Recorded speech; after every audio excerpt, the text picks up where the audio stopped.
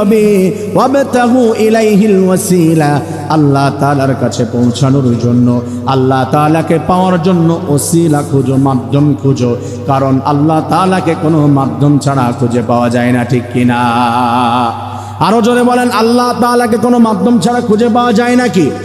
না, আল্লাহ তাআলাকে সরাসরি পাওয়া যাবে না, মাধ্যম অবশ্যই লাগবে। তার মানে আপনাদেরকে এটা আমি বোঝাতে চাই না, অবশ্যই পীরের কাছে আপনার যেতে হবে। পীর না মানলে আপনি জান্নাতে যেতে পারবেন না। যার পীর নাই তার পীর হলো শয়তান। সমাজের ভিতরে এমন একটি কথা আছে না নাই? আমি আপনাকে এটা বলছি না যে পীরের কাছে যেতেই হবে, পীরই হচ্ছে আপনার মাধ্যম।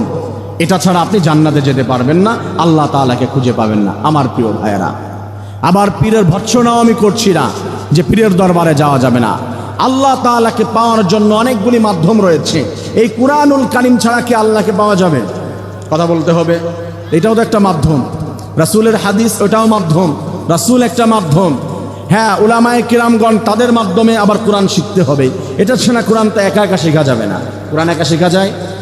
আপনি বলবেন যে হুজুর গুগল দিয়ে, ইউটিউব দিয়ে, বিভিন্ন ওয়েবসাইটের মাধ্যমে আমরা কোরআন শিখতে পারি।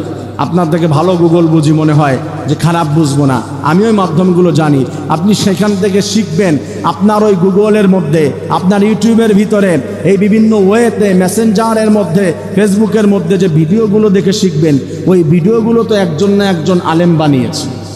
কথা বলেন, সেখান থেকে আপনি শিখবেন না, ভিডিও দেখবো না, লেখা দেখে শিখবো। তা আপনার ওই লেখাগুলোও তো যে কোরআন জানে, কোনো একজন আলেম বা কেউ একজন খেদমত করেছে, তাই দেখে আপনি শিখবেন। তার মানে কোনো মাধ্যম ছাড়া কোরআন শেখা যাবে না। আর এই কোরআনুল কারীম ছাড়া আল্লাহকে পাওয়া যাবে না, ইসলাম জানা যাবে না।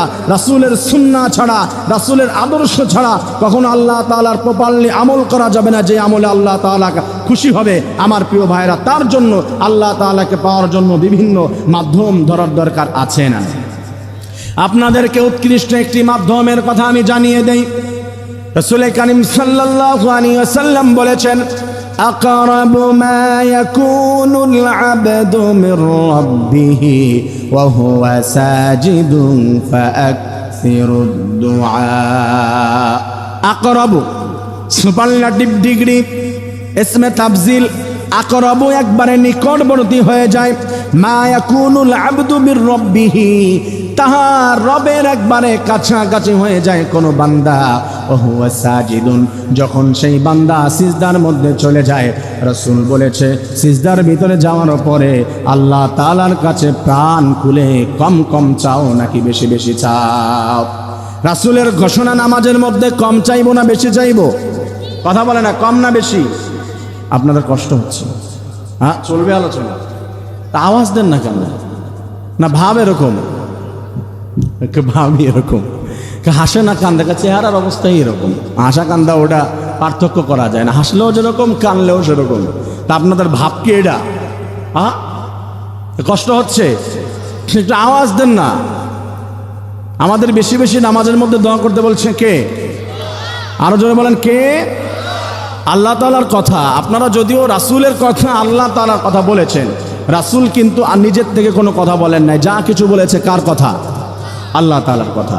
তাই রাসূল বলেছেন, আল্লাহ তাআলার একবারে নিকটবর্তী হয়ে যায় কোনো বান্দা যখন নামাজের মধ্যে চলে যায়, তখন আল্লাহ তাআলার কাছাকাছি হয়ে গিয়েছো, তার কাছে চাইতে হবে। তার কাছে হাত উঠিয়ে দিয়ে যখন তুমি চাইবে, এর থেকে উত্তম হলো যখন তুমি সিজদার ভিতরে চলে যাও, আল্লাহর কাছাকাছি হয়ে যায়। আল্লাহ তাআলার কাছে তখন যত আবদার জানানো হয়, প্রত্যেকটি আবদারকে কবুল করে নেয় কে? আর যারা বলেন কে? আমরা নামাজের ভিতরে আল্লাহ তাআলার কাছে চাইতে পারবো ইনশাআল্লাহ? আমার প্রিয় ভাইয়ারা, তাই তো